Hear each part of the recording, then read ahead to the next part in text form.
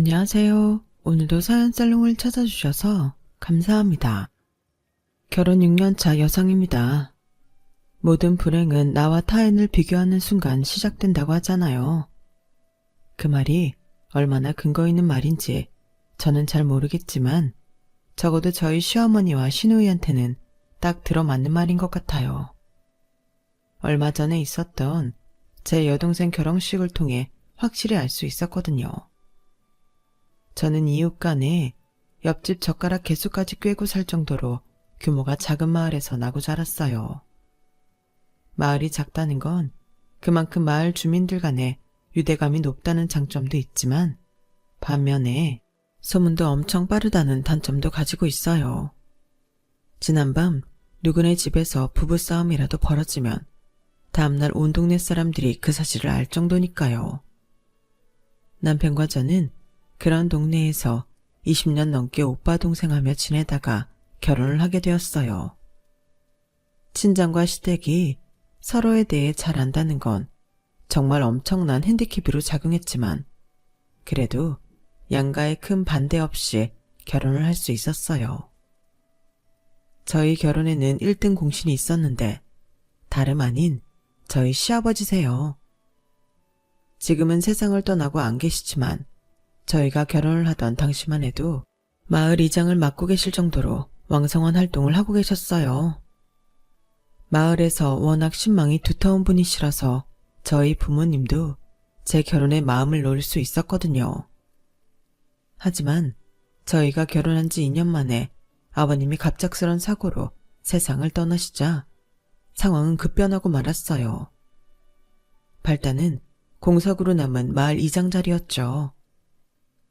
저희 시어머니는 이장 자리를 당신이 이어받고 싶어 하셨어요.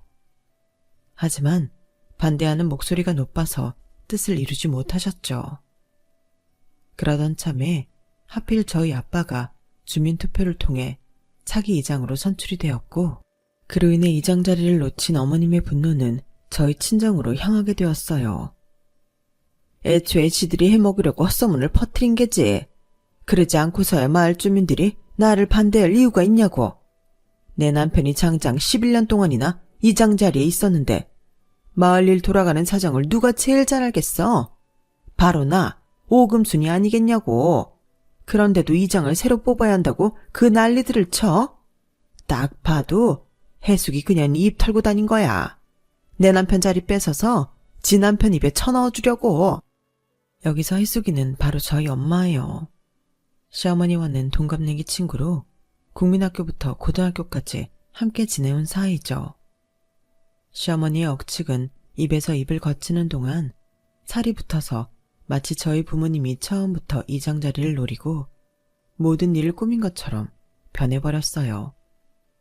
그게 어느 정도로 무시무시하게 살이 붙었냐면요. 아버님의 갑작스런 죽음에 저희 부모님이 무관하지 않다. 아버님이 돌아가시자마자 장례식에서부터 저희 부모님이 차기 이장 자리를 노리고 사람들을 포섭하기 시작했다. 누군가 돈이 오가는 현장도 목격했다더라. 등등 터무니없는 말들이 난무했어요. 당연히 그 소문을 들은 저희 엄마가 가만히 계실 리 없었죠. 오금순 인연이 미쳤나? 어디서 그런 말도 안 되는 소리를 해. 그깟 이장 자리 하나 때문에 우리를 살인자로 몰아? 이 썩을년 내가 가만 두나 봐. 엄마, 우리 시어머니가 그 소문을 냈다는 증거도 없잖아. 그저 뜬 소문일 뿐이야. 화부터 내지 말고 일단 어머님이랑 만나서 대화로 풀어.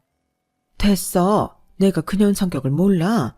어릴 때부터 지가 못 가지면 발로 짓밟아서라도 남도 못 가지게 망가뜨리는 게 네 시애미 성격이다. 그 더러운 성질머리를 여태 못 고치고 아직도 그러고 살다니. 나이를 헛먹었지. 내 이번엔 그놈의 새치열을 가만 안 둬. 결국 저희 엄마는 씩씩대며 시댁으로 달려갔고 그날 두 어머님은 서로의 머리채를 잡고 한참을 싸우셨어요. 조용하던 마을에 벌어진 사돈간의 싸움은 동네 사람들에겐 재미난 볼거리였어요. 말로는 그만두라고 하면서도 흥미진진하게 싸움을 지켜보더라고요. 사람이 참 잔인하다는 걸 그때 알았죠. 뒤늦게 소식을 전해 듣고 달려온 저희 아빠가 두 어머니 사이를 갈라놓았지만 그런다고 싸움을 멈출 분들이 아니었어요. 오히려 저희 아빠까지 머리채를 잡히고 온몸에 생채기만 날 뿐이었죠. 그날의 싸움은 근무 중에 소식을 듣고 읍내에서 불이 나게 달려온 제 남편의 중재로 끝이 났지만 이후로도 두 어머님들은 만날 때마다 으르렁대셨어요. 그리고 그 사이에 낀 저와 제 남편의 집중 공격에 타깃이 되었죠. 어머님은 저를 볼 때마다 저희 엄마한테 쌓인 감정을 제게 표출하셨고 그렇게 사위를 아끼던 저희 엄마 역시 제 남편한테 화풀이를 하셨으니까요. 자네도 우리가 자네 아버지 죽음에 관련이 있다고 생각하나? 그런 거면 솔직하게 그렇다고 얘기를 해.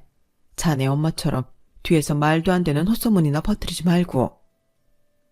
장모님, 그게 무슨 말씀이세요? 그건 그저 사고였어요. 잘못이라면 졸음운전한 덤프트럭 기사 탓이지. 그게 왜 장인 장모님 탓입니까? 아무도 장인 장모님 탓으로 생각하는 사람 없어요. 저희 어머니 말 때문에 언짢으시다면 제가 대신 사과드릴게요. 죄송해요, 장모님. 그 말에 저희 엄마는 방바닥에 주저앉아 대성통곡을 하셨죠. 내가 억울해서 살 수가 없어. 살다 살이 누명까지 쓰게 될 줄 누가 알았겠냐고. 그까지 지장자리가 뭐라고 사람을 이렇게 비참하게 만드는지. 아휴, 내 억울해서 내가 내 명예 못 죽겠네. 아니 땐 굴뚝에 연기 나겠냐고 한다지만 이럴 때 보면 가능한 것도 같더군요. 한바탕 소란으로 동네가 시끄러워지자 저희 아빠는 마을회관에 사람들을 모아놓고 이장자리에서 물러나겠다고 하셨어요. 이 깎게 뭐라고 사돈간에 척을 지고 살아야 된답니까? 나 이딴 거 안 할랍니다. 이장이니 뭐니 안 해도 지금까지 잘만 살아왔어요. 나 이런 감투에 연연하지 않습니다. 그러니 하겠다는 사람한테 주시고 더는 나 괴롭히지 마세요.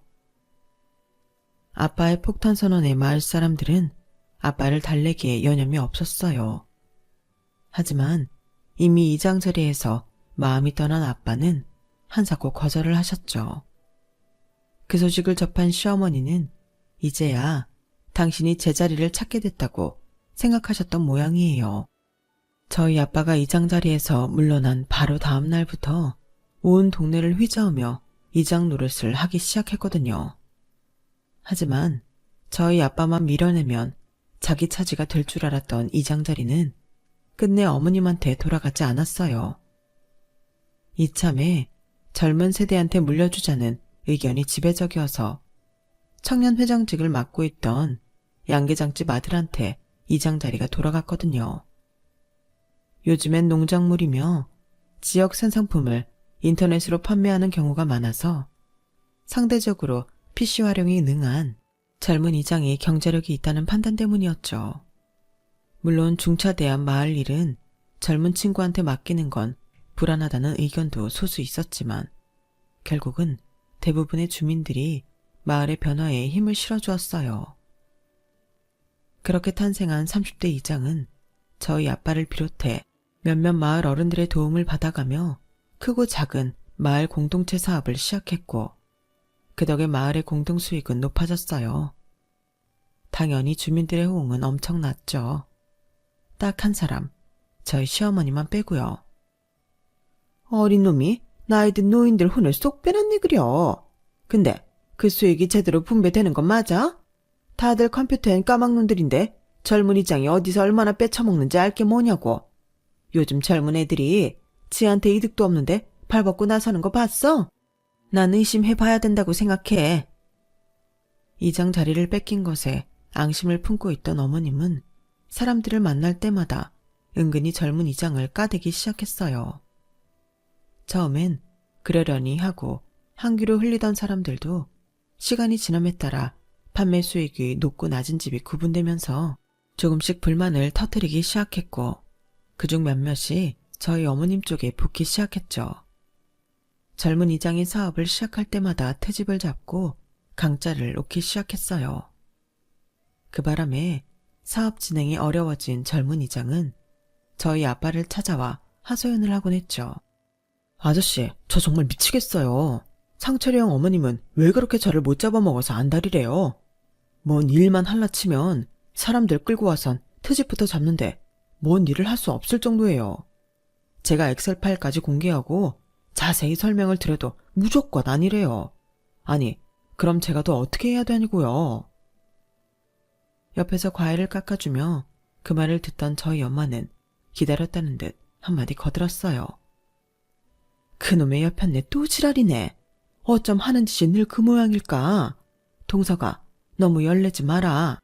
그 여편네가 이장 노릇 하고 싶어서 강짜 부리는 거다. 우리 집 양반 이장 됐을 때 기억 안 나니?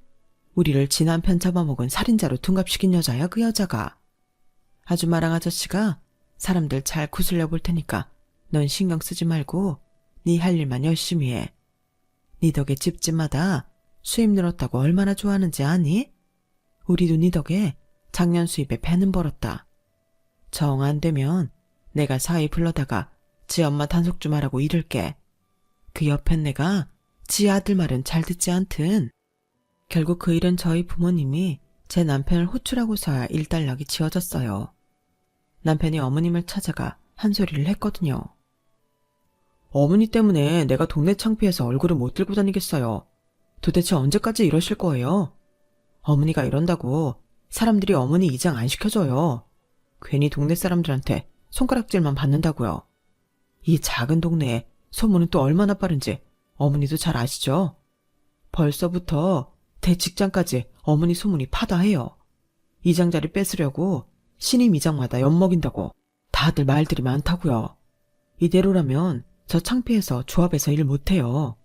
이참에 회사 그만두고 저도 농사나 지을까요? 그게 어머니 소원이라면 그렇게 해드릴게요. 아니, 내가 뭘 어쨌다고 그러니? 그리고 그 어렵게 들어간 회사를 왜 그만둬? 내가 너 농사 안 짓게 하려고 얼마나 뒷바라지를 했는데 왜 회사를 그만둬? 안 된다. 넌 넥타이 매고 회사 다녀야 돼. 농사는 절대 안 돼. 그럼 약속하세요. 앞으로 마을 일에 절대 관여 않고 참견도 안 한다고요. 약속하실 수 있어요. 지금 이 자리에서 약속 안 하시면 저도 어머니 소원 못 들어드려요. 자식 이기는 부모 없다고 결국 어머님은 아들의 뜻에 따르기로 했어요. 어머님이 잠잠해지자 어수선하던 동네 분위기도 예전처럼 평온해졌어요. 하지만 그때까지만 해도 어머님의 욕구 불만이 엉뚱한 곳에서 터질 거라고는 생각도 못했죠. 야, 넌 어떻게 된 게 시집 온 지 수년이 지났는데 제삿밥도 제대로 못 지냐? 네 시아버지가 살아생전에 진밥 좋아하셨던 거 기억 안 나니? 근데 이게 뭐야? 완전 고두밥이잖아. 어쩜 너는 나이가 몇 살인데 아직까지 밥도 제대로 못 짓니? 그건 우리 그이가 고두밥 좋아한다고 어머님이 제삿날에도 진밥하지 말라고 그러셔서 그런 거잖아요. 어머머, 얘 말 대답하는 것 좀 봐.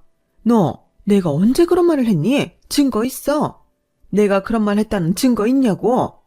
이게 아주 우냐우냐 해줬더니 심히 알기를 못같이 알고 있네?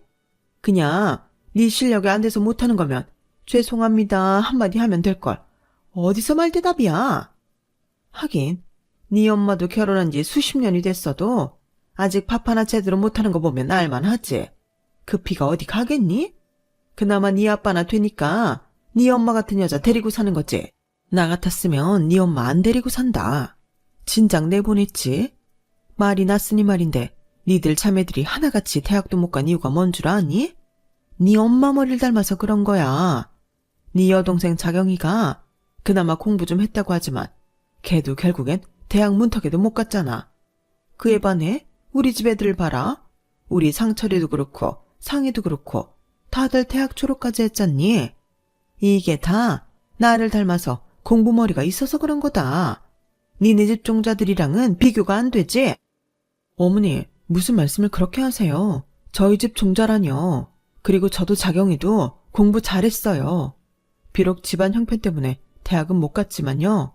저요, 고등학생 때도 반에서 10등 밖으로 밀려난 적 없어요. 우리 자경이는 전교 5등 밖으로 나간 적 없었고요. 솔직히 공부는 아가씨가 못했죠. 중학생 때도 성적이 안 돼서 인문계 어렵다고 실업계 보내라는 거 비싼 과외까지 시켜가며 겨우 인문계 보냈잖아요. 마을 사람들도 다 아는 사실을 어머님은 기억 안 나세요? 어머님은 기억 안 나신데도 저는 정확히 나네요. 우리 자경이랑 아가씨가 같은 학년이었잖아요. 제 말에 어머님은 입술을 깨문 채 저를 노려보기만 하셨어요. 거기서 멈췄어야 했는데 이미 화가 치밀어 올라서 자제가 안 된 저는 기어이 어머님 속을 뒤집고야 말았죠. 어머님은 매번 대학 하시는데요. 우리 그이야 공부 잘했던 거 저도 잘 알죠. 이 깡촌에서 서울에 있는 대학까지 들어갔으니 안 믿을 사람이 어딨겠어요. 하지만 아가씨는 아니죠. 아가씨가 나온 대학이 어디 변변한 대학이긴 한가요? 매년 입시철마다 경쟁률 미달이라고 원서만 내면 다 받아준다는 말까지 나오는 그런 학교잖아요. 거기서도 제일 성적 낮은 학과에 겨우 들어갔는데 그걸 머리가 좋아서 대학 갔다고 포장하시는 건 좀 그렇죠. 오죽하면 동네 사람들이 개나 소나 다 들어가는 똥통대학이라고 하겠어요. 아, 불싸. 말을 마친 순간 이 말은 하지 말았어야 했는데 하는 후회가 밀려왔지만 이미 배는 떠난 후였어요. 그리고 이미 극대노 상태가 된 시어머니는 금방이라도 터질 것처럼 벌건 얼굴로 저를 죽일 듯이 노려보고 계셨죠. 그리곤 급기야 제 머리를 향해 손을 뻗는데 그때 마침 현관문 열리는 소리가 났어요. 하마터면 시어머니한테 머리를 잡힐 뻔한 절제절명의 순간 저를 살린 건 바로 남편이었죠. 아들 앞에서는 세상 온화한 어머니처럼 행동하시는 시어머니인지라 차마 며느리 머리채를 휘어잡지는 못하시더라고요. 덕분에 저는 살았죠 뭐. 그날 제사가 끝날 때까지 저는 어머님을 피해서 남편 옆에 붙어 있었어요. 저희가 분가해서 읍내에 살고 있는 게 그날처럼 다행이다 싶은 적도 없더라고요. 그러던 어느 날이었어요. 딸아이 하원을 시키고 막 집에 들어왔는데 엄마가 전화를 했더라고요. 화가 단단히 나셨는지 입술을 벌벌 떨면서 말씀하시는 게 수화기 너머로 전해질 정도였죠. 세상에, 내가 억울해서 살 수가 없다. 아니 그놈의 옆에 내가 우리 집안에 무슨 억하심정이 있길래 혼이 앞둔 우리 자경이를 두고 그런 개소리를 퍼뜨린다니. 아우 억울해. 아우 속 터져. 엄마, 무슨 일인지 천천히 설명 좀 해봐. 우리 시어머니가 또 무슨 짓을 했길래 그래? 왜? 자경이 결혼하는 거 가지고 또 뭐라고 했어? 도대체 뭐라고 했길래 그러냐고. 글쎄, 우리 자경이가 돈 때문에 위장 결혼하는 거란다. 김서방이 자경이한테 약점이 잡혀서 그 때문에 어거지로 결혼하는 거래. 이게 말이 되는 소리냐? 제 여동생이 4년간 사귀어온 남자랑 결혼 이야기가 나온 건 지난 봄이었어요. 그때는 그저 제 짝 찾아서 결혼하는 것보다 생각했는데 지난달인가 여동생이 그러더라고요. 예비 신랑이 돈 좀 있는 사람이라서 신혼집을 강남에 있는 유명 빌라에 마련했다고요. 저희야 뭐 강남이나 그 외의 서울 집값이 먼 나라 얘기처럼 들리는 사람들이라 비싸면 얼마나 비싸길래 그러나 했는데 정말 억소리가 절로 나올 정도라고요.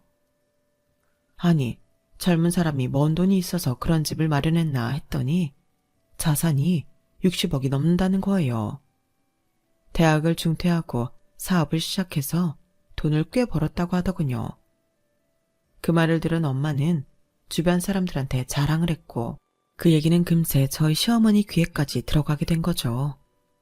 안 그래도 저희 집에 감정이 안 좋았던 시어머니가 그걸 보고 가만히 있을 리가 없었어요.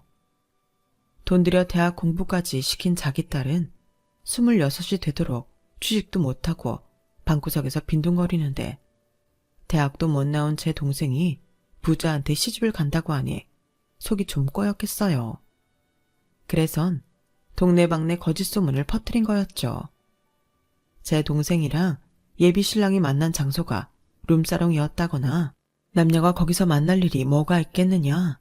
서울에서 조신하게 직장생활을 한다던 제 동생이 룸사롱에서 일했던 게 아니겠냐는 말도 안 되는 추측부터 제 동생이 남자 쪽 치부를 감춰주는 대가로 1년간 위장 결혼을 하기로 한 거라는 둥, 1년 뒤 이혼할 때 1억을 받기로 했다는 세세한 내용까지. 모르는 사람이 들으면 믿고도 남을 스토리였어요. 둘째 딸 결혼을 앞둔 엄마가 그 소문을 듣고는 얼마나 기가 막혔겠어요. 안 그래도 공부 잘하는 딸을 집안 형편 때문에 대학도 못 보낸 것도 미안한 판에 이런 말도 안 되는 소문에 휘말리게 했으니 말이에요. 내가 못 산다 못 살아.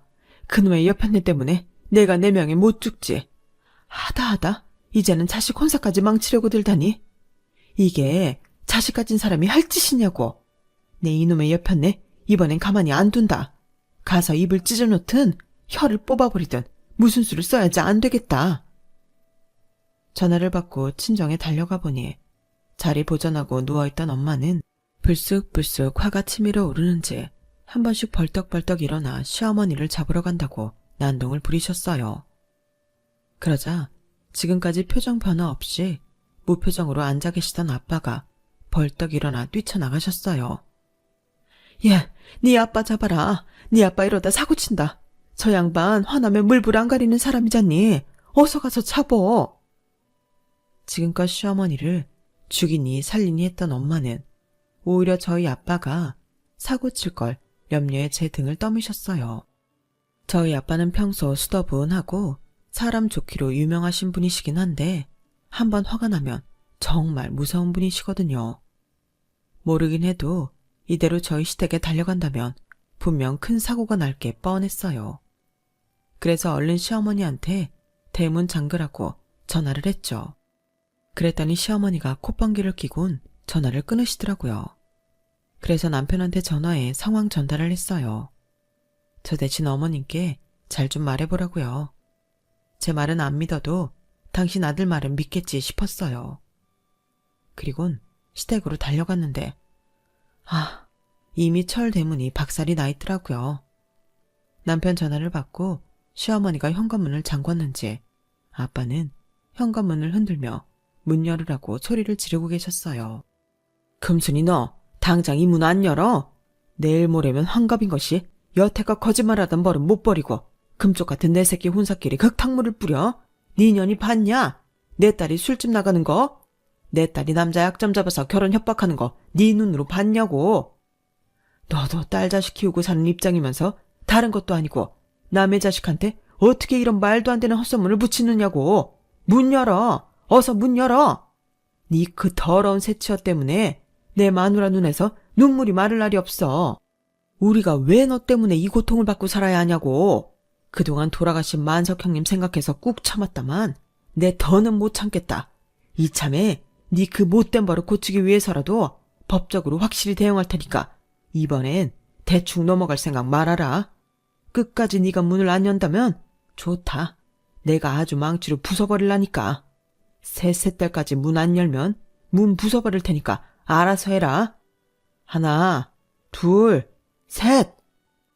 마지막 구령이 떨어지기가 무섭게 시댁 현관문이 열렸어요. 그리고는 그 틈으로 겁에 잔뜩 질린 시어머니가 파리처럼 양손을 비비며 나오더군요. 오빠, 내가 잘못했어요. 한 번만 용서해줘요. 내가 잠깐 헷가닥했었나 봐. 내가 너무 부러워서 실언을 했어요. 제발 용서해줘요, 오빠. 난 이제 네 말은 못 믿는다. 이날이 때까지 네 주둥이 때문에 일 터질 때마다 네가 뭐라고 했냐? 다시는 안 그러겠다고 용서해달라고 했냐 안 했냐? 근데 이거 봐라. 아직도 넌 네 새치어로 동네방네 헛소문 퍼뜨려놓곤 미안하다는 말 한마디로 끝내려고 들잖냐. 하나도 고쳐진 게 없어. 네가 반성을 할 줄 아는 인간이라면 오늘 같은 일은 없었어야지. 이제 네 대신 수습해줄 만석 형님도 없으니 네 죄는 그냥 네가 받고 끝내라. 나 이번엔 무슨 일이 있어도 법적으로 네 죄값 물을 테니까 그렇게 알고 법원에서 날아올 통지서나 제대로 받아라. 나랑은 더 이상 할 말도 없다. 아빠는 그대로 발길을 돌리셨어요. 그러자 다급해진 시어머니는 맨발로 달려나와 저희 아빠 바지가랑이를 부여잡았죠. 오빠, 내가 잘못했어. 내가 죽일년이야. 오빠, 한 번만 용서해줘. 나 2번 다신 절대로 거짓말 안 할게. 오빠가 하라면 각서라도 쓸게. 내가 해수기한테도 가서 싹싹 빌을게. 그러니까 제발 소송은 하지 말아줘. 그런 일로 소송까지 당하면 내 자식들 앞에서 어떻게 얼굴을 들고 살아? 오빠, 나 한 번만 살려줘, 제발. 그날 눈물 콧물을 빼가며 엉엉 우는 시어머니 모습은 싸움 구경을 하러 왔던 온 동네 사람들이 다 보고 말았어요. 그리고 그 사람들 중에는 어머님이 그렇게 아끼는 아들도 있었죠. 남편은 참담한 표정으로 맨발로 마당에서 무릎을 꿇은 채 빌고 있는 자기 엄마를 내려다보았어요. 그 모습을 목격한 저희 아빠는 깊은 한숨을 쉬시고는 집으로 돌아가셨죠. 어머님의 걱정과 달리 아빠는 소송은 걸지 않았어요. 자식 앞에서 그런 수모까지 겪었는데 그보다 더 큰 벌이 어디 있겠냐면서 말이죠. 엄마는 시어머니가 마당까지 달려나와 싹싹 빌었다는 얘기를 동네 사람들한테 전해 듣고는 그 광경을 직접 못 본 걸 꽤나 아쉬워하셨어요. 그러면서도 자식 앞에서 그런 꼴을 보였으니 속이 어떻겠냐며 안쓰러워하시더군요. 한바탕 난리를 겪은 뒤 시어머니는 온종일 집안에서 두문분출하셨어요. 말로는 동네 사람들 보기 창피해서 그런다고 했지만 실상은 아들 때문이었죠. 저희 남편이 한 번만 더 사고치면 그땐 부모 자식 연도 끊고 살겠다고 선전포고를 했거든요. 그러는 사이 시간은 흘러 제 여동생 결혼식이 다가왔어요. 신랑 측에서 저희 마을까지 차량을 보내주어서 다들 서울까지 편히 갈 수 있었죠. 예식장에 도착해보니 그 규모와 시설에 입이 떡 벌어지더라고요. 식장 안은 마치 숲속에 온 것처럼 천장에서부터 잎이 풍성한 나뭇가지와 꽃나무가지가 길게 늘어져 내려 있더라고요. 게다가 테이블마다 고급스런 장식과 식기들이 놓여 있어서 마치 고급 레스토랑에 온 기분마저 들었어요. 저를 비롯해 평생 이런 호화스러운 결혼식장을 가본 적이 없는 동네 사람들은 휴대폰을 꺼내 사진을 찍기에 바빴죠. 딱 두 사람만 빼고 말이에요. 저희 시어머니와 시누이는 뭘 잘못 먹고 체한 사람들처럼 인상을 팍 쓰고는 입을 삐죽거렸어요. 시누이는 어떻게든 제 동생을 깎아내리려고 혈연이 된 사람처럼 쉬지 않고 입을 놀려댔어요. 치, 군뱅이도 구르는 재주가 있다고. 자경이 기집애가 남자 하나는 제대로 꼬셨네. 그리고 보면 그 기집애가 어릴 때부터 끼가 있었어. 엄마 모르지? 자경이 걔가 학교에서 오빠들한테 얼마나 아양을 떨고 다녔는지. 아, 말도 마. 눈 뜨고 보기 힘들 정도였다니까? 기집애야, 너도 좀 그러지 그랬니? 그랬으면 이렇게 돈 많은 남자 만나 호강하잖아. 엄마, 난 인생 그렇게 안 살지. 사랑도 없는 남자랑 돈 때문에 결혼할 순 없잖아. 무슨 소리냐? 그럼 자경이랑 걔 남편 될 사람이랑 좋아서 결혼하는 거 아니야? 좋아서 하긴. 내가 그 오빠를 좀 아는데 자경이 같은 애한테 관심 드는 사람 아니야. 엄마, 이건 아무한테도 말하지 마. 실은 자경이 남편이 예전에 나한테 껄떡댔었거든. 그땐 저 사람이 집도 망해서 대학도 중퇴하고 돈 벌겠다 그러길래 내가 밀어냈지 뭐. 이렇게 돈 잘 벌 줄 알았으면 그냥 받아주는 건데. 시누이는 마치 자기가 차버린 덕에 제 동생이 운 좋게 얻어가진 것처럼 혼자 생색을 냈어요.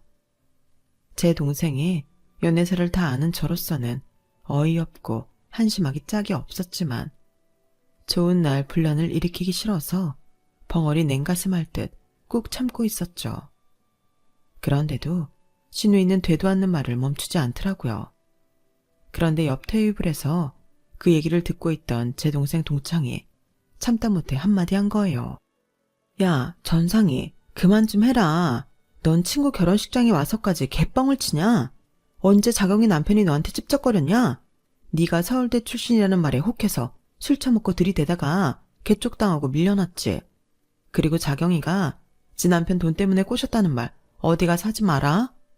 두 사람 연애 시절 아는 사람 앞에서 그딴 소리 하면 너 귀싸대기 맞아. 자경이 남편 집 망하고 대학도 그만뒀을 때 그 집 식구들 먹여 살린 거 자경이야. 지 월급 털어서 쌀 사보내고 월세 내주고 시장까지 받아가지고 그랬던 애라고. 자경이 신랑 회사 일 잘 돼서 돈 번 후에도 자경이네 시집 식구들이 먼저 나서서 결혼 빨리 하라고 닥달했어. 뭘 알고나 따를 것이지. 지금도 자경이 시어머니가 자경이한테 얼마나 잘해주시는지 아냐? 어려울 때 자기 식구들 건사해준 착한 며느리라고 결혼할 때 혼수로 젓가락 한 짝도 가져오지 말라고 하셨다더라. 근데 뭐가 어쩌고 저째? 하긴 맨날 방구석에서 하는 일도 없이 뭉개고 있는 네가 그런 허무맹랑한 스토리라도 안 째어내면 무슨 낙이 있겠냐. 근데 그런 것도 정도껏 해야지. 친구 결혼식장에 와서까지 그런 식으로 주둥이를 털면 되겠니? 나이를 먹었으면 제발 나이 값을 좀 해라. 너 그러고 살면 나중엔 자식 보기 창피하지 않겠냐? 동창의 말에 신우이는 얼굴이 새빨갛게 달아올라서는 도망치듯 결혼식장을 빠져나갔어요. 그건 저희 시어머니도 마찬가지였죠. 비는 못 속인다고 어쩌면 시어머니랑 하는 짓이 그리 똑같은지. 그러고 보면 유전자의 힘은 참 놀라운 것 같아요. 다행히 제 여동생 결혼식은 무사히 잘 끝났어요.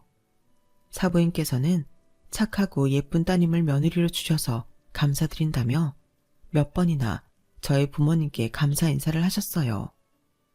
그리고 예식장을 찾아준 저희 마을 사람들한테도 답례 선물로 발 마사지기를 하나씩 선물로 보내주셨죠.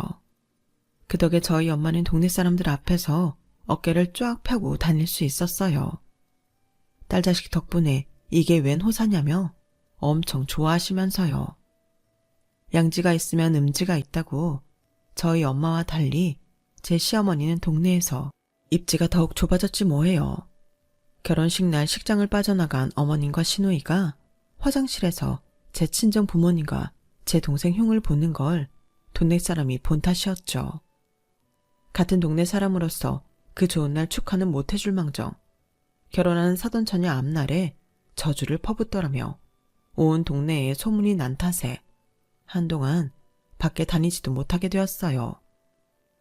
그 소문을 들은 저희 엄마는 사람은 고쳐 쓰는 게 아니라며 저희 시어머니는 관뚜껑 닫힐 때까지도 그 버릇 못 고치고 남의 흉을 볼 거라며 혀를 끌끌 차시더군요. 그러고 보면 시어머니와 시누이는 자신의 인생을 돌볼 생각은 않고 자신과 타인과 비교하면서 손수 지옥을 만들어 나가는 것 같아요. 길어야 100년도 못 사는 인생인데 이제는 좀 남의 인생이 아닌 자신들의 인생에 집중하기를 바랄 뿐입니다. 지금까지 제 사연을 들어주셔서 감사합니다. 들어주신 분들 사랑하는 가족들과 행복하세요. 여러분, 사연 댓글의 응원과 현명한 조언 부탁드려요. 좋아요와 구독은 저에게 큰 힘이 됩니다. 오늘도 좋은 일 가득하세요.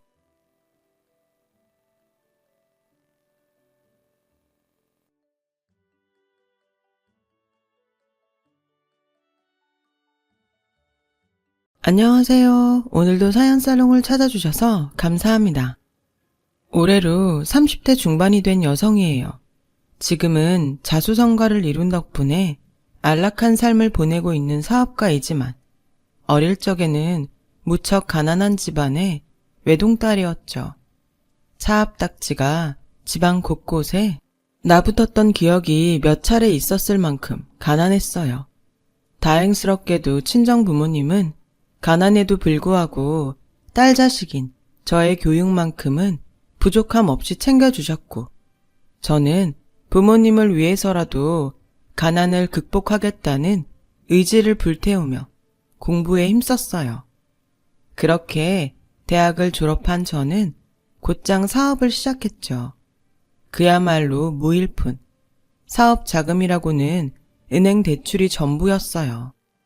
믿을 것이라고는 건강한 몸과 노력밖에는 없었던 저는 거의 모든 시간을 사무실에서 지내며 가난을 극복하기 위해 최선을 다했고 마침내 자수성가를 이루었어요.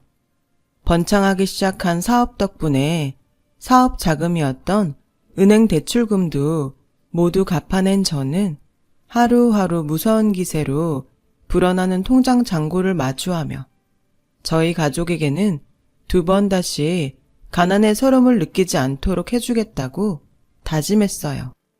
그래서 저 스스로는 검소한 삶을 살지언정 친정 부모님에게만큼은 아주 후하고 극진했죠.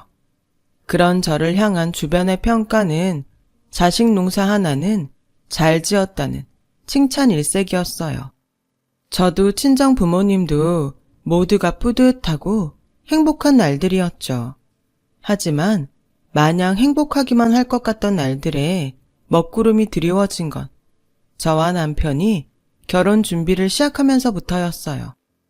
예비 남편은 과거에 제 친정집만큼이나 가난한 집안의 아들이었죠. 하지만 저는 자수성가를 이룬 성공한 사업가였고요. 가난한 예비 시댁과 친정 사이의 격차 때문이었냐고요? 그때나 지금이나 남편과는 아무런 문제가 없어요. 남편은 이런 사람이니까요. 주변에서 다들 그러더라. 여자들은 결혼에 대한 소망이 각자 하나씩은 있다고. 그 소망을 이루지 못한 결혼식은 두고두고 후회로 남을지도 모른다고. 갑자기 무슨 얘기야? 자기한테도 혹시 그런 소망이 있나 싶어서. 있으면 내가 다 들어주고 싶어서. 소망이라? 글쎄. 솔직하게 얘기해줘. 난 자기랑 함께하는 모든 순간 최고로 행복했으면 좋겠거든. 내가 삐까뻔쩍 화려한 결혼식을 원한다면?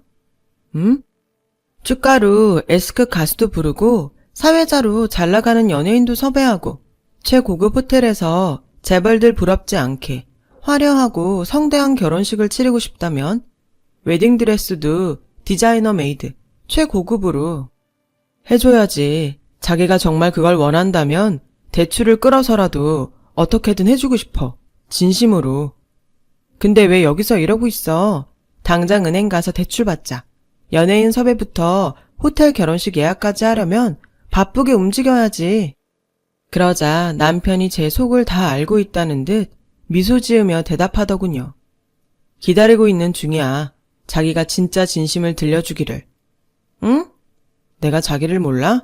우리가 얼마나 오래 만났는데. 당신 말은 내가 화려한 결혼식에는 별로 끌리지 않는다는 소리야? 난 자기가 자수성가하기까지 얼마나 많은 고생을 했는지 바로 옆에서 지켜봤고 함께 겪어왔어. 장인 장모님은 부족함 없이 잘 모시면서도 자기 스스로는 검소한 삶을 살아온 것도 뻔히 알고. 그런 내가 화려한 결혼식 같은 농담에 속아줄 수는 없잖아. 그치? 하긴 자기는 나를 알아도 너무 잘 알지. 맞아, 농담이야. 화려한 결혼식보다는 결혼에 들어갈 모든 비용을 최대한 검소하게 하고 싶어. 그게 내 진짜 속마음이야. 그래, 그렇게 하자. 평생에 한 번 있는 결혼식이니까 자기랑 내가 모두 원하는 대로. 나야 고맙지. 고마운데 결혼식이 어디 우리 둘만의 경사인가? 집안 전체의 경사인데 어른들 의견도 들어봐야 하지 않을까? 우리 부모님 걱정은 말어. 특히나 자기 시아버지 되실 분이 자기랑 가치관이 비슷해. 소신을 가지고 반듯하게 살아라. 늘 그렇게 가르친 분이거든. 역시나 시댁에 처음 인사드리러 가던 날 처음 마주한 시아버지는 남편이 말했던 것처럼 멋진 분이더군요. 10원 한 장 허투루 쓰는 법 없이 늘 검소하고 반듯했던 남편의 행동이 시아버지를 꼭 닮아서였구나 하는 생각이 들었어요. 시아버지도 남편처럼 저에게 어떤 결혼이 하고 싶은지를 먼저 묻고는 검소한 결혼식을 치르고 싶다는 저의 뜻에 흔쾌히 동의해 주셨죠. 저희 가치관과 시아버지 당신의 가치관이 같다면서 저를 아주 크게 반겨주었거든요. 비슷한 가치관을 가진 저와 남편, 그리고 시아버지는 한마음 한뜻으로 검소한 결혼식을 추진했습니다. 그러는 한편으로 저는 비록 검소한 결혼식일지언정 시댁 어른들 대접만큼은 부족함 없도록 최선을 다하겠다고 남편과 시아버지에게 약속했죠. 그렇게 한동안 순조롭고 행복한 결혼 준비가 이어졌어요. 하지만 딱 두 사람만큼은 검소한 결혼식이 무언가 석연치 않은 눈치였죠. 시모와 남편의 여동생인 손 아래 시누이였어요. 갑작스레 결혼식 준비를 돕겠다며 사사건건 따라 나서기 시작한 시모와 시누이는 매사에 불만스러운 태도를 고스란히 드러내더라고요. 예식장이 너무 작고 초라한 것 아니냐는 둥, 웨딩드레스는 디자이너한테 주문 제작해야 되는 거 아니냐는 등 불만도 참 많았죠. 그때까지만 해도 시모와 시누이의 꿍꿍이를 까맣게 모르고 있던 저는 최선을 다해 살갑게 차근차근 시모를 설득했어요. 어머님 마음 다 이해해요. 하지만 저도 그렇고 남편이랑 아버님도 그렇고 검소한 결혼식을 치르고 싶어요. 지금은 제 사업이 잘 되는 덕분에 여유롭게 살고는 있다지만 사업이라는 게 언제 어려워질지도 모르는 거잖아요. 그때를 대비해서 여유로울 때 알뜰살뜰 잘 아껴놔야죠.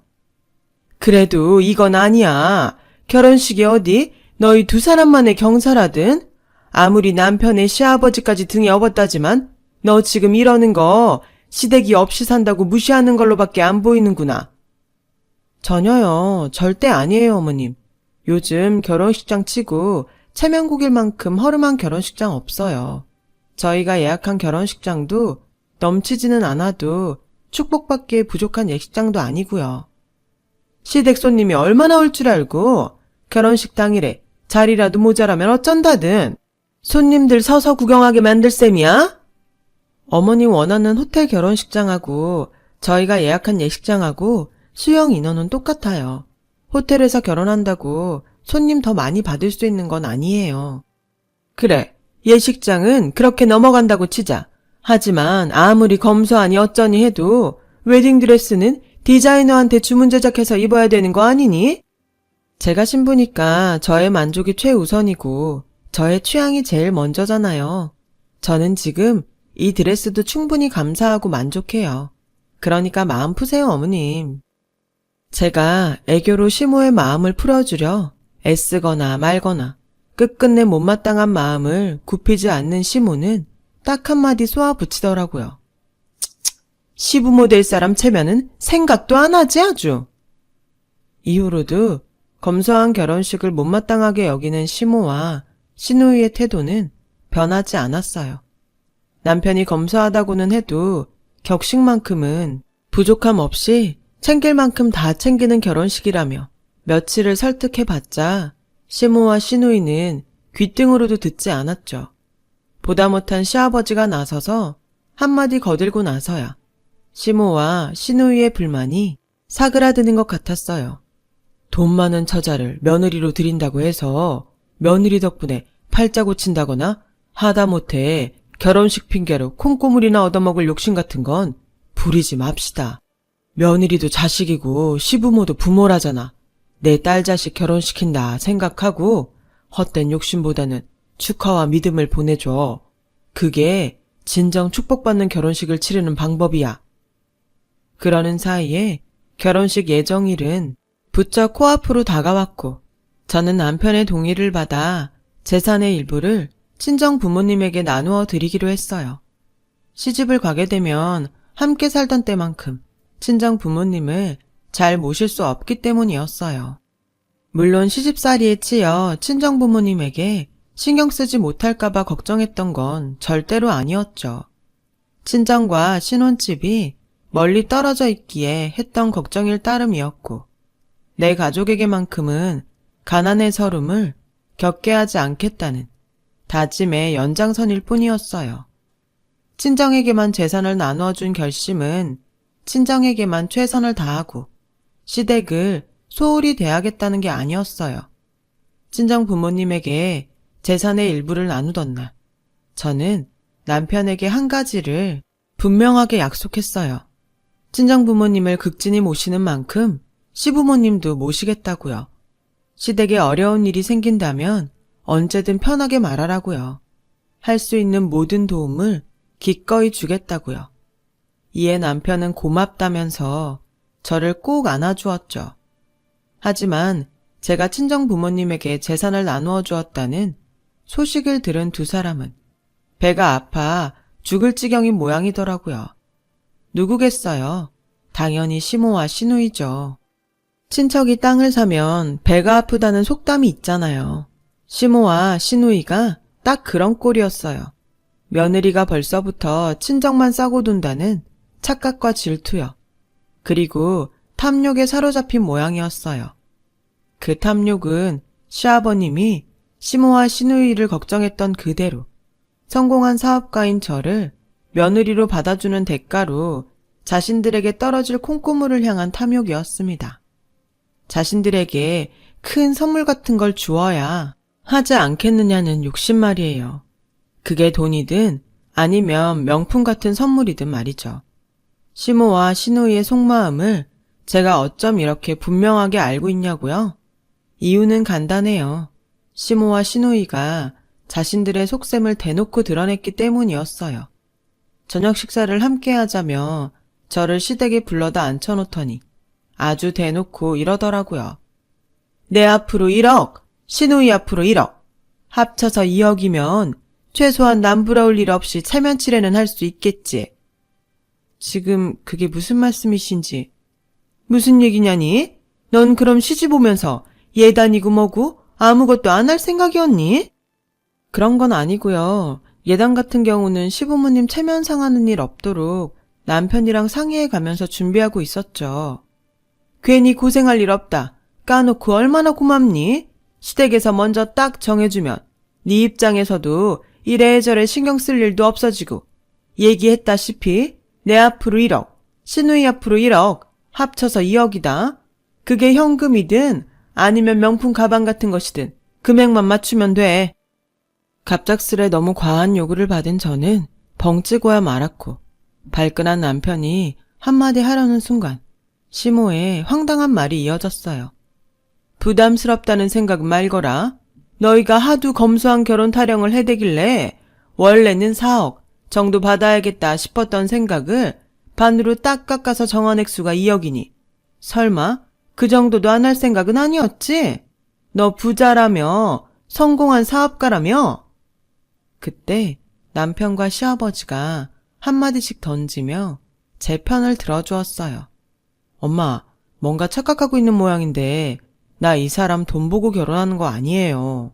사랑해서 결혼하는 거지. 근데 엄마가 자꾸 이런 식으로 나오면 내가 이 사람 볼 면목이 없잖아. 안 그래요? 아범 말 틀린 거 하나도 없어. 신혼집이니 결혼식이니 아들 며느리가 뼈 빠지게 번 돈으로 스스로 마련했고 그러면서도 격식이 부족하지 않은 결혼식을 하겠다고 약속까지 했으면 대견한 줄을 알아야지.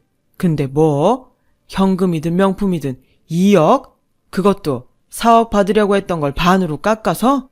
아무리 없이 살아도 세상 부끄러운 줄은 좀 알고 살아야 하지 않겠냐고. 시아버지의 날성 꾸짖음에 시모와 시누이는 깨갱하며 한마디 대꾸조차 하지 못했어요. 저는 그제야 안도했죠. 시모와 시누이가 2억 상당의 예단을 향한 탐욕을 단념한 줄로만 알았던 거죠. 하지만 바로 다음 날이었어요. 거래처와 납품 계약을 체결하고 있던 저에게 놀랍고 당황스러운 소식이 날아든 건 그 놀랍고 당황스러운 소식은 바로 문자 2통이었습니다. 어느 명품 매장에서 2억이 결제되었다는 신용카드 결제 문자였죠. 2장의 카드에 정말 1억, 1억, 2억이었어요. 쓴 적도 없는 카드에 결제 문자를 받은 저는 급히 지갑을 들여다보았고 지갑에는 신용카드 2장이 비어있더라고요.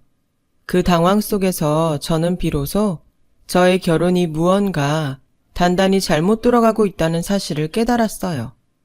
2억이 결제된 명품 매장은 시누이가 계약직으로 근무하고 있던 명품 매장이었거든요. 그리고 불현듯 떠오르는 기억 한 가지. 2억 상당의 예단을 요구받으며 당황했던 바로 어제.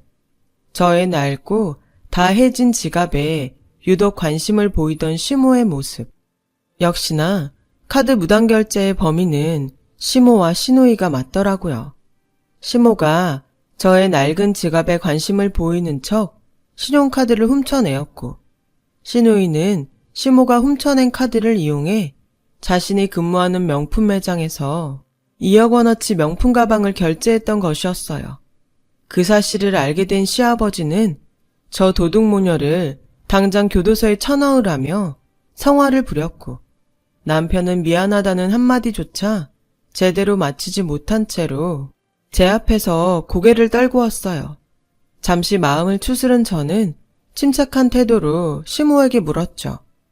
2억만큼의 예단이 그렇게 탐이 나던가요?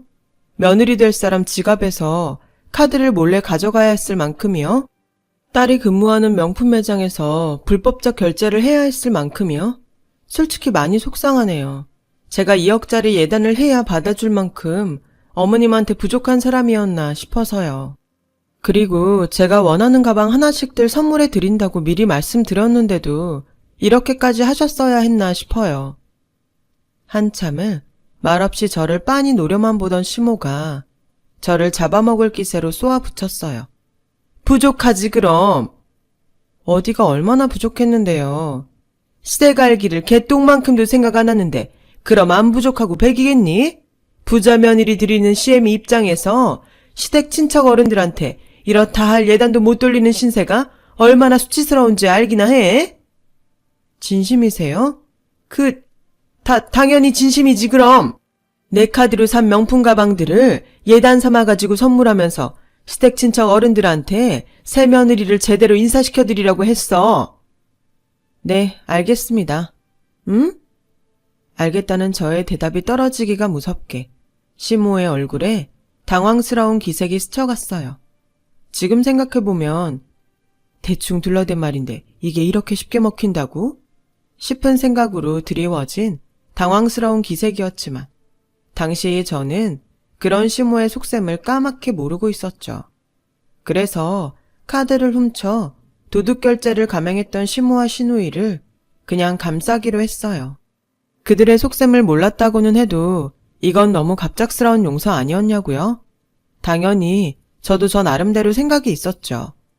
그동안 저한테 많이 서운하셨죠? 왜 이러니? 화내고 소리 지르고 그래야 정상 아니야? 어떻게 화내고 소리를 지르겠어요. 지금 이 상황은 제 잘못이 너무 큰데요. 친정 부모님에게만 재산을 나누어 준 제가 얼마나 야속하게 보였으면 이렇게까지 했겠어요. 이해합니다. 근데 제가 벌써부터 시댁은 안중에 없고 친정만 썩어둔다는 생각은 오해세요. 시댁에게는 앞으로 살면서 두고두고 도움을 주는 것으로 대신하겠다고 남편한테 약속했거든요. 그래. 그럴 수도 있지. 그리고 죄송해요. 또 뭐를? 검소한 결혼을 추진한답시고 주변 사람들을 살피지 못한 제 잘못이 크니까요. 결혼은 저와 남편만의 경사가 아닌 양가 어른들 전체의 경사인데 이 점을 살피지 못했으니까요. 죄송합니다. 잘못을 했으면 잘못의 대가를 치르던가 말로만 사과하는 법이 세상에 어딨다든? 순간 남편과 시아버지의 눈총이 시모에게 쏟아지더라고요. 오늘의 2억 무단 결제권은 없는 일로 할게요. 제가 원해서 결제한 걸로요. 그 가방들 친척 어른들께 선물하면서 인사 잘해주세요. 그리고 시간 내서 저랑 같이 시누이가 근무하는 명품 매장 한번 같이 가요. 제가 제일 좋은 명품 가방 하나씩 어머님과 시누이한테 선물할게요. 그래야지. 그래야 하고 말고. 이제야 며느리 받는 기분이 좀 나네. 그렇게 저는 시모와 시누이를 용서했고 한술 더 떠서는 둘에게 가장 좋은 명품 가방 하나씩을 더 선물했어요. 이 또한 당연히 제 나름대로의 생각이 있기 때문이었죠. 시댁 친척 어른들에게 좋은 선물로 인사를 드리는 건 남편과 시아버님의 체면을 살리는 길이라는 생각이었으니까요. 더욱이 시모와 시누이는 가장 가까운 인척인데 제가 그동안 너무 소홀했던 탓에 도둑결제에 참사까지 벌어졌다는 생각이 들었으니까요. 하지만 사람의 욕심이라는 게 정말 끝도 없더라고요. 시모와 시누이에게 제일 좋고 비싼 명품 가방 하나씩을 선물한 뒤로 며칠이 지난 어느 날 시모로부터 새 며느리의 인사차 명품 가방을 예단으로 선물 받았다는 시고모가 저를 만나자고 하시더라고요. 그리고는 저를 대뜸 꾸짖는 게 아니겠어요? 자네 성공한 사업가라지? 돈도 많이 벌었고. 부끄럽지만 그렇습니다, 고모님. 열심히 정직하게 살아온 덕분이고요. 걱정 마세요. 경제력 차이를 트집 잡아서 몹쓸 며느리 행세할 생각은 절대로 없거든요. 몹쓸 며느리 행세할 생각이 없다는 사람이 벌써부터 이딴 짓이나 벌여?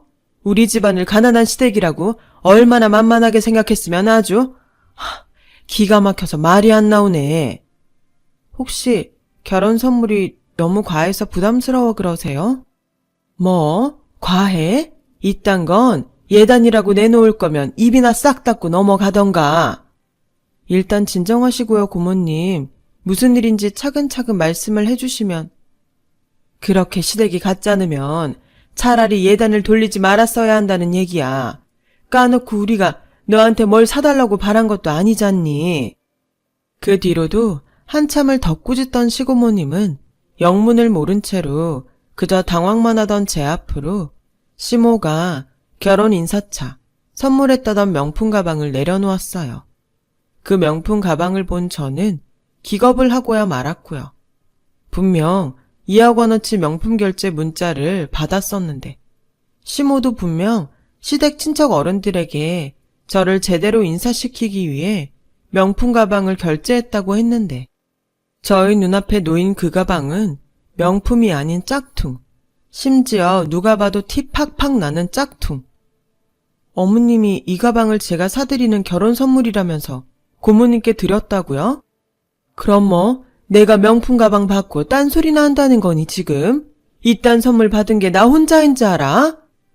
다른 어른들도 같은 선물을 받았다는 건가요? 너 진짜 몰라서 이러는 거니? 아님 모른 척 하는 거니?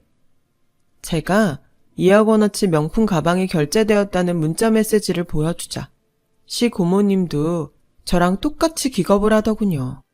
그러면서 하는 이야기가 내가 하도 기가 막혀가지고 좀 알아봤거든. 근데 네 시어머니 될 사람이 준 가방 이거 짝퉁 중에서도 아주 최하급 짝퉁이라더라. 시장 바닥에서 비싸봤자 5만 원에도 팔고 잘 깎으면 3만 원에도 살 수 있는 그런 짝퉁이래. 시고모의 말을 들은 저와 남편은 곧장 사태 파악에 나섰어요. 제발 아니기를 바라면서요. 무언가 착오가 있기를 간절히 바라는 마음 하나로요. 하지만 전부 사실이더군요.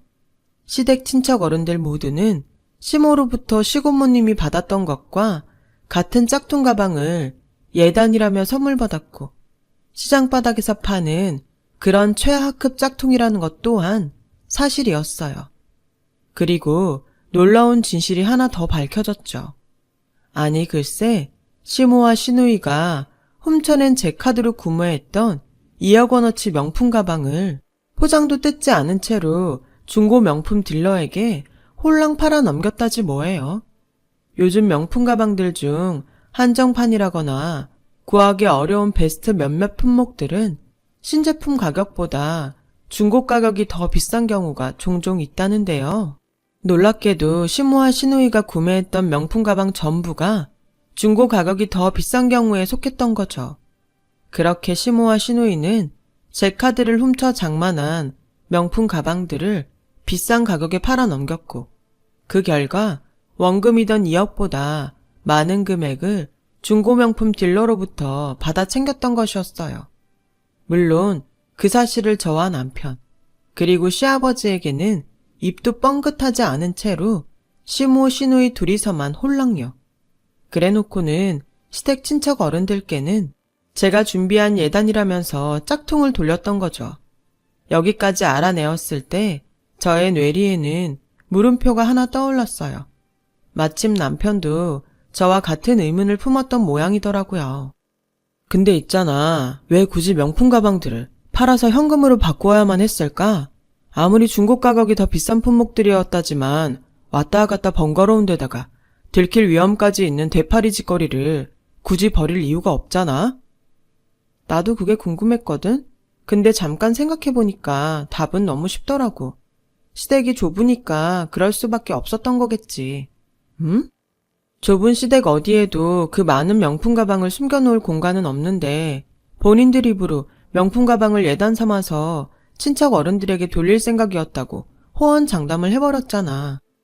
약속을 지키려면 우리 집에는 당신이 추가로 엄마랑 동생한테 선물한 명품 가방 2개 빼고는 다른 가방이 남아있지 않아야 하는데 진짜로 선물할 생각이 아니었으니까 친척 어른들에게 돌리겠다던 명품 가방들을 엄마랑 동생이 고스란히 가지고 있는 모습을 들킬 수밖에 없었을 테고, 그걸 들키지 않기 위해서는 친척 어른들에게는 약속을 지키는 척 짝퉁을 돌린 다음에 진짜 명품들은 중고로 팔아서 현금으로 바꾸었다는 거네. 포장도 뜯지 않은 가방들을 고스란히. 당연히 그래야 했겠지. 부피가 큰 명품 가방들 무더기를 떠안고 숨기는 것보다는 현찰을 숨기는 쪽이 훨씬 쉬웠을 테니까. 현금은 통장에 입금시켜놓고 어디 잘 숨겨놓으면 그만이잖아? 와, 아무리 엄마랑 동생이라지만 진짜 실망이다. 미안해. 못난 엄마랑 동생 둔 내 잘못이야. 당신 잘못도 아닌데 뭐. 이제 어떻게 대처하느냐가 중요하지. 어떻게 할 생각이야? 일단 확인부터 해보자. 우리가 괜히 생사람 잡는 걸 수도 있으니까. 그렇게 말을 맞춘 저와 남편은 시아버지에게만 살짝 기뜸을 해두고는 시댁으로 향했어요. 저와 남편이 시댁에 도착하고 보니 시아버지는 이미 시모와 시누이의 방을 헤집어 놓고 있던 중이었죠. 시모와 시누이가 산 명품 가방, 아니 그 명품 가방들을 되팔아서 챙긴 현금이 들어있는 통장을 찾기 위해서요. 시아버지의 완강한 태도에 발만 동동 구르고 있던 시모는 시댁에 도착한 저를 보자마자 멱살을 잡으며 따지더군요.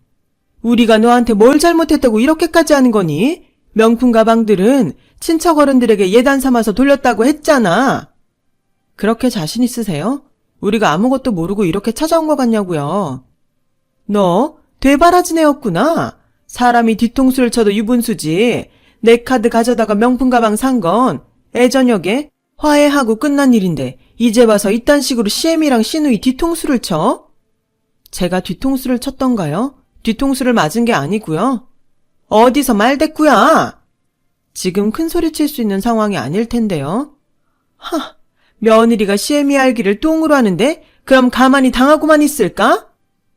그 순간 어머님이 장롱 쪽으로 슬금슬금 몸을 움직이더라고요. 본능적인 직감에 저기다 싶었어요. 그래서 장롱 문을 벌컥 여니 선물 드린 그 명품 가방이 보이더군요. 그 안을 살펴봤죠. 속주머니 안에 각각 시모와 시누이의 이름으로 된 통장이 하나씩 발견되었어요. 시모와 시누이가 제 카드를 훔쳐 구매했던 명품 가방들을 중고 명품 딜러에게 되팔고 받았던 입금 내역이 선명하게 찍혀있는 통장이었죠. 이게 무슨 돈인지 설명하세요. 설명하라니까요. 그럼 제가 설명하죠. 내 카드를 훔쳐서 산 2억 원어치 명품 가방을 중고 딜러에게 되팔고 받은 현금을 입금시켜 놓은 통장. 맞죠? 아니, 그게 그러니까. 그래, 팔아서 현금으로 바꿨다. 왜? 우리가 우리 가방 팔아서 현금으로 바꾸겠다는데 그게 잘못이라도 된다든? 그게 왜 두 사람 가방이죠? 친척 어른들한테 예단으로 돌릴 선물 아니었던가요? 그리고 하나 더. 두 사람은 저와 남편과 시아버지마저 속이고 친척 어른들에게 제가 준비한 예단이라면서 돌린 짝퉁 명품 가방들 말이에요. 지금 이런 상황이 도둑질이랑 뭐가 다를까요? 정말 실망입니다. 전 두 사람의 잘못을 그냥 가족이니 생각하며 품었는데 돌아온 건 결국 탐욕에 쩌든 두 사람의 뒤통수였으니까요. 뭐? 실망? 탐욕? 그래서 그게 고가워서 파혼이라도 하겠다는 거니 지금? 파혼하면 그 통장에 들어있는 돈 너한테 얌전히 돌려주기라도 할 것 같으냐? 글쎄요. 뒤통수 맞은 증거가 명백해졌으니 지금부터 확인해 봐야죠. 당신들이 이 집에서 나가든가 아니면 여기서 이 결혼을 쪽내든가. 말을 마친 제가 남편을 돌아보자 저와 똑같이 격분해 있던 남편이 시모와 시누이에게 의절을 선언했어요. 그리고 시아버지도 기다렸다는 듯 둘에게 날선 호통을 날렸죠.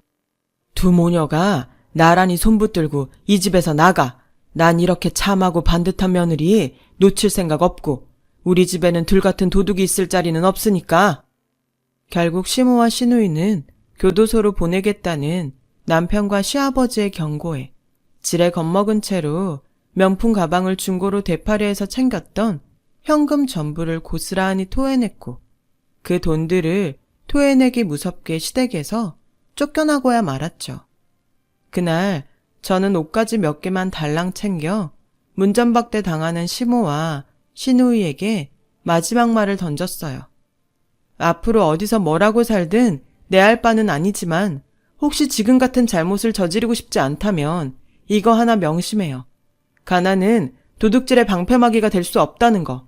도둑은 그냥 도둑일 뿐이라는 거. 저는 모든 가족들의 축복을 받으며 행복한 결혼식을 올렸어요. 시모의 짝퉁 사건으로 상심해 있던 시댁 친척 어른들을 찾아뵈며 정식으로 인사를 올리고 결혼 축하를 받았죠.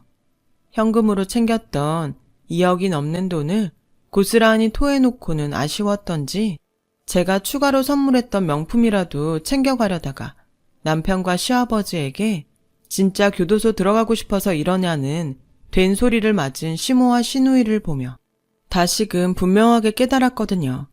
헛된 탐욕이 사람을 얼마나 망치는지를 말이에요. 그래서 저는 앞으로도 절대 헛된 탐욕에 눈이 멀어 잘못된 길은 가지 않으려 합니다. 쫓겨난 시모와 시누이는 지금 어떻게 되었냐고요? 시모와 시누이가 함께 짝퉁 명품 가방 판매를 하다가 걸렸다는 소식을 들었어요. 그 바람에 시누이는 근무하던 명품 매장에서마저 해고당했다고 하더라고요. 정말 그놈의 욕심이 뭔지요. 제 이야기를 들어주셔서 감사합니다. 들어주신 모든 분들 건강하시고 행복하세요. 저도 즐겁게 잘 살겠습니다. 여러분, 사연 댓글에 응원과 현명한 조언 부탁드려요. 좋아요와 구독은 저에게 큰 힘이 됩니다. 오늘도 좋은 일 가득하세요.